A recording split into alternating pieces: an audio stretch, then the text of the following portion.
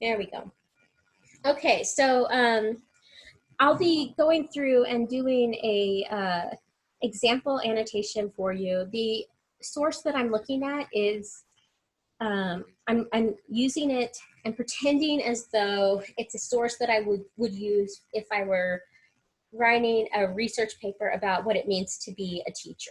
So I've chosen this source um, as something that would go for that theme. So let me go ahead and pull up the source. If I can find it.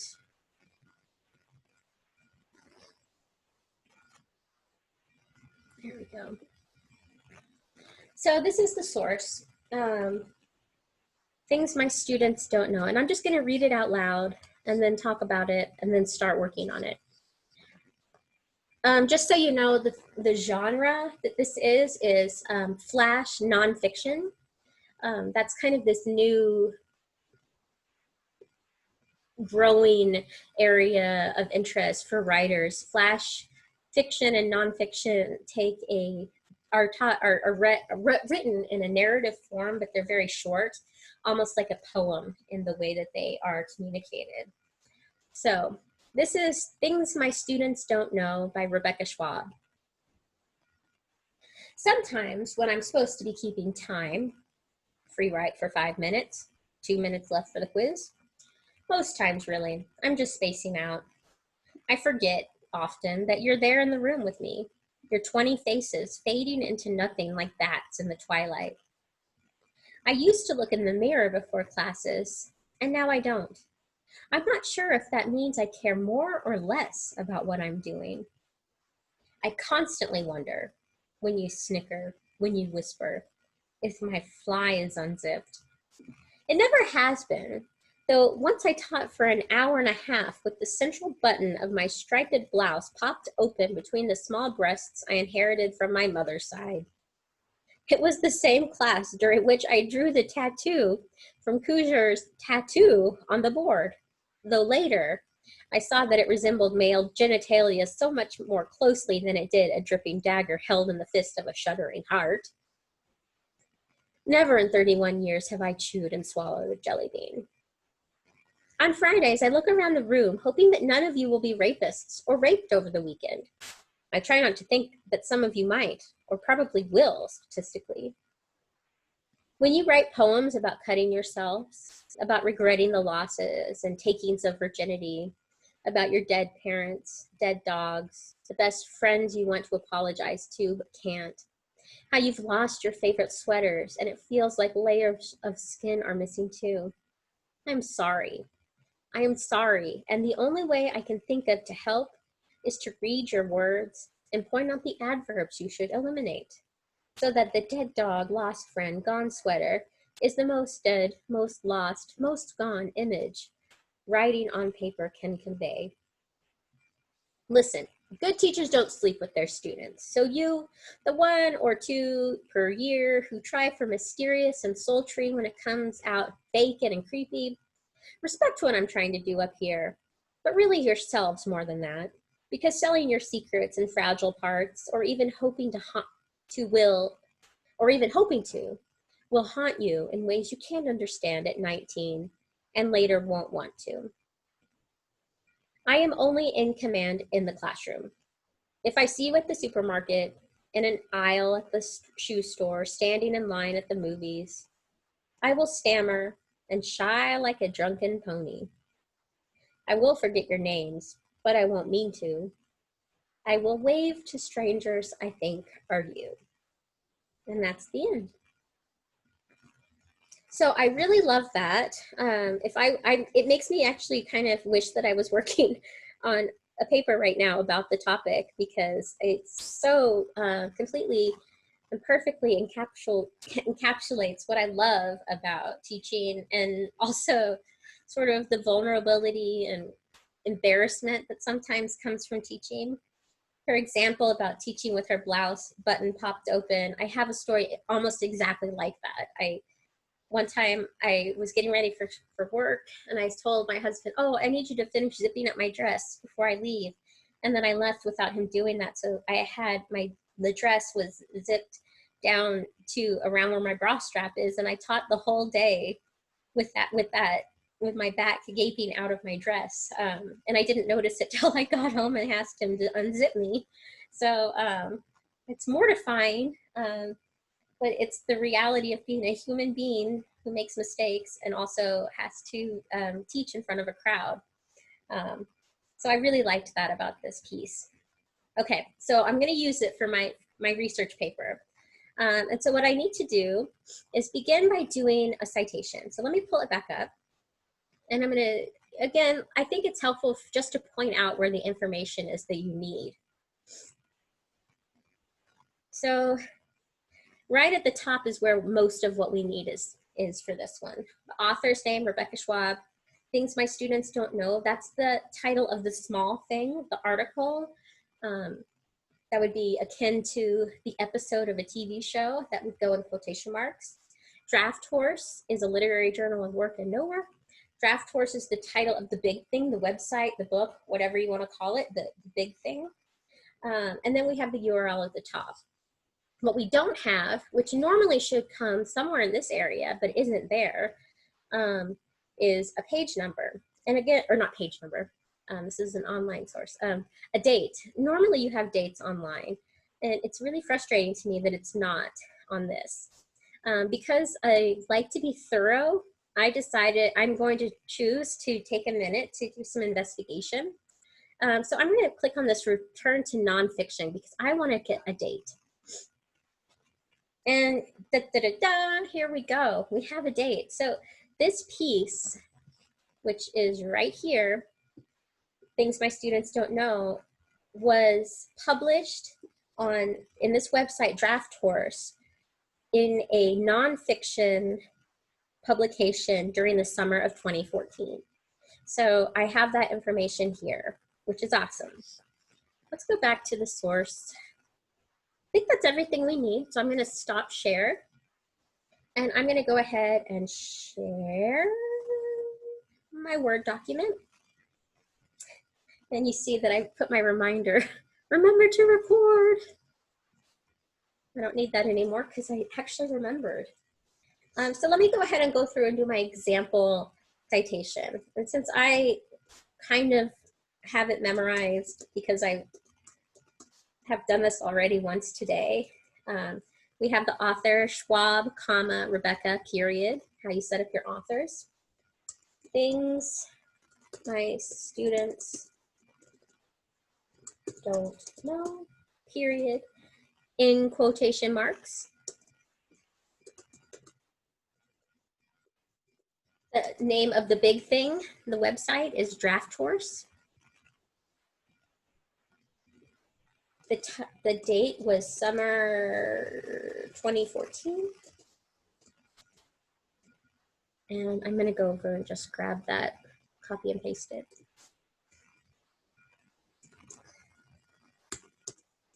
I mentioned this last time I taught the citations. You can make your choice about whether or not you want to maintain the hyperlink. I think it looks prettier without. It always does that. Maybe I should just leave it. Just accept that that's what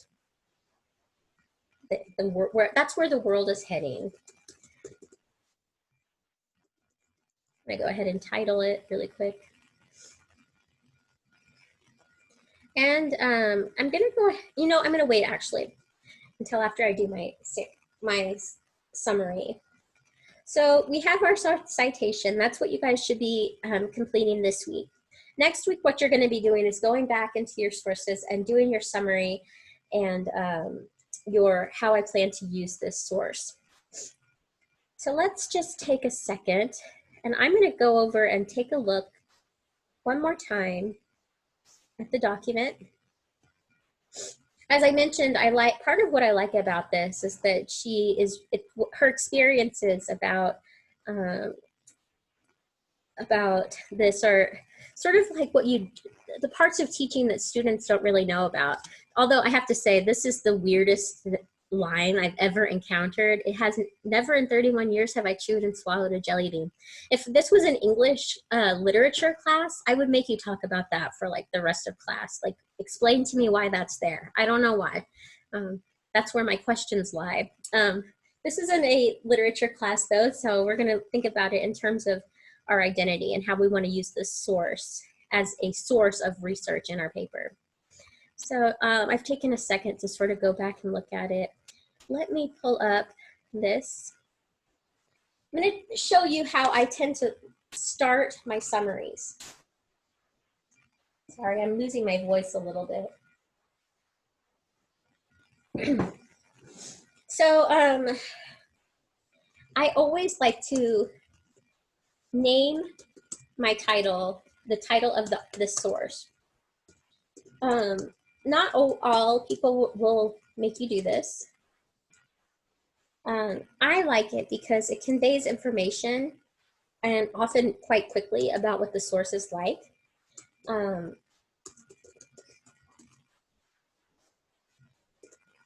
In a really quick format. So that's why I like to do to include the title. It also helps people to track down the information.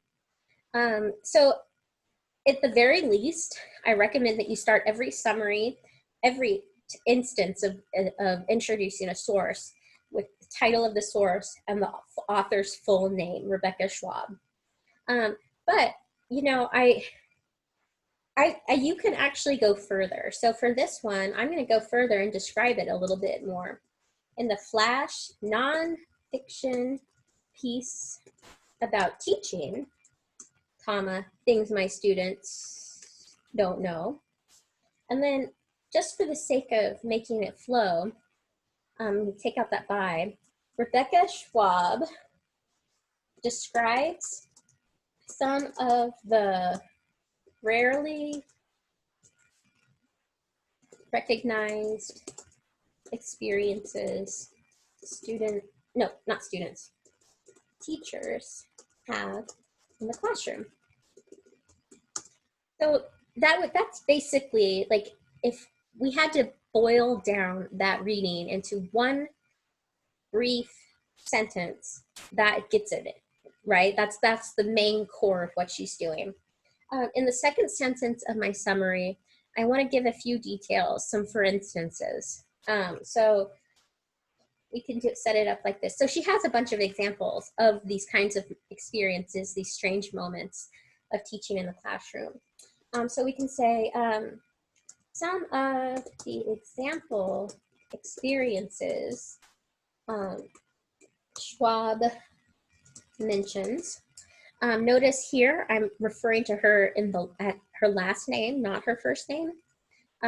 Some students like to refer to their authors by first name, but that's not how we want to be doing it for academic writing. Okay, some of the example experiences Schwab mentions include the way she spaces out while students are working in class. Oh gosh, how many times have I done that? The time she accidentally drew something inappropriate on the chalkboard.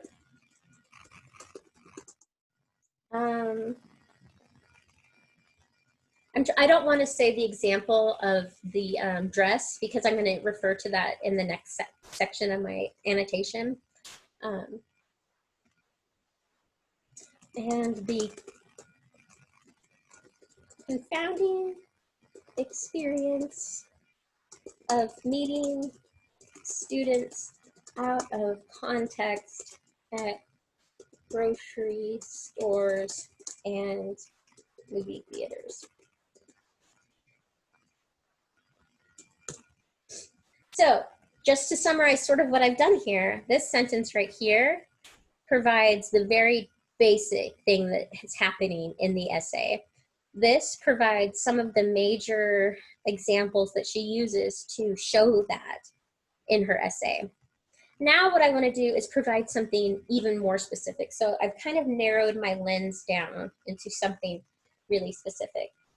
And actually what I'm going to do, I'm going to stop share really quick and pull up the essay again. So I like for summary to include at least one quote, specifically a quote sandwich if possible. And there's a lot of fun things in here. I mean, again, like I think it would be funny to do an essay about why she has this thing about the jelly bean in there. I don't get it. So of course that makes me want to figure out why. But my very favorite part is how she ends it with, I will forget your names, but won't mean to. I will wave to strangers I think are you. So I'm going to use that as my quotation for this summary.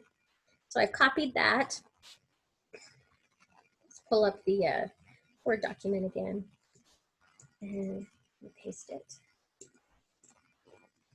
And actually, I'm just going to go ahead and take a second to fix that.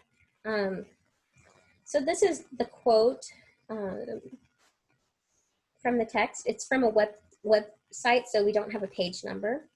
I need to turn it into a quote sandwich though, so I'm going to begin with some sort of introductory tag. And sometimes it's nice to include words that indicate what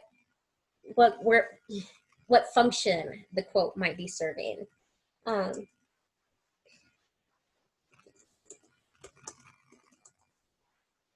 This might be over the top, but I think it's true. She concludes the essay in lamentation, writing, I will forget your names, but won't mean to. I will wave to strangers I think are you. So there, I have the first piece of bread in my quote sandwich here. Now I need my second piece of bread, which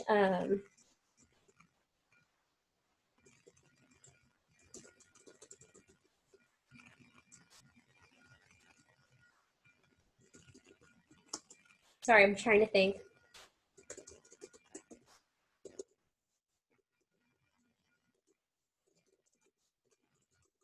This poignant conclusion shows the transitory and ephemeral nature of teaching. That's me sort of pointing out what I think this essay is doing a little bit. It might be kind of going beyond summary a little bit, but I still think it's true to what she's saying. Something to notice, I'm going to call that summary done now. I'm not done with my annotation, but I'm done with my summary. But before I move on to the next thing, I want you to notice what I've done. Every sentence in some way refers back to the text directly. So we have Rebecca Schwab, then we have Schwab mentions. We say she over and over throughout here. She concludes the essay. So we don't have her name here, but we know we're still talking about Schwab, so we said she. Again, we're reminding our readers that we're talking about a source. And even here, where it says this poignant conclusion, that's pointing back to the text and reminding your reader that you are using a source here. The reason why this is important is because it would be really easy to kind of take credit for this if you hadn't made that. Imagine if I would have said instead, teachers sometimes space out while working in class or draw something inappropriate on the chalkboard or something like that without putting it in the context of her essay. There may be people who would accuse you of plagiarism in that case. So I say always err on the side of overdoing it, oversight your sources, and do it in the context of the summary that you've been writing too. So that should be, I hope that's helpful. I only have a few more minutes, so I'm going to be fast here. And actually I need to give myself time to format it for you. I plan to use this essay to compare and contrast with my own experiences as a teacher. For example, both she and I had a wardrobe malfunction in front of our students. I could quote that. I'm not going to because I don't have time before the end of class. And I could also compare it to my experience there too.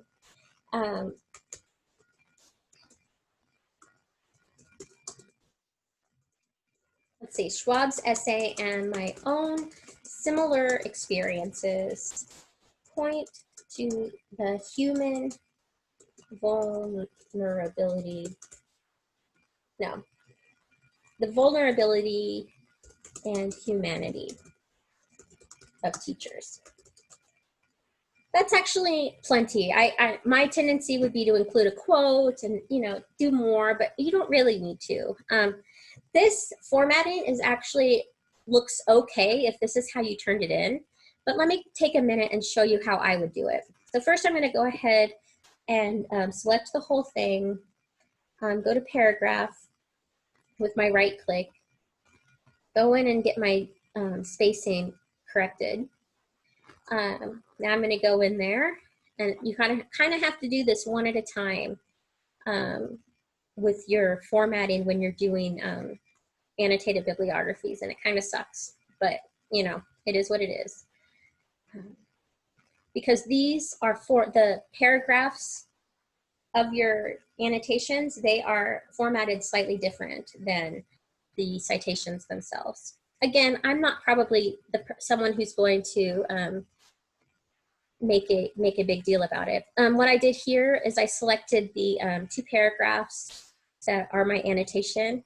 Right mouse clicked, went to paragraph, and then I'm indenting on the first line. So it looks like this. Let me pull it out so you can kind of see it.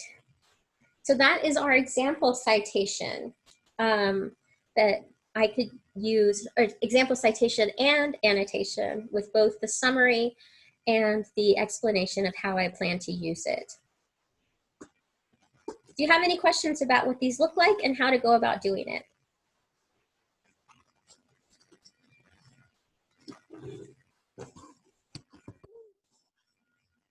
Thank you, thank you. I hope that was helpful. Again, it's not the most fun in the world, but it's like eating your vegetables. It's worth doing it, and it's good for you. So I'll say happy annotating again and wish you all a really great weekend. And I'll stick around for a few minutes in case any of you have any questions. You don't want a gallery of people to watch you ask. Have a great weekend, Taylor.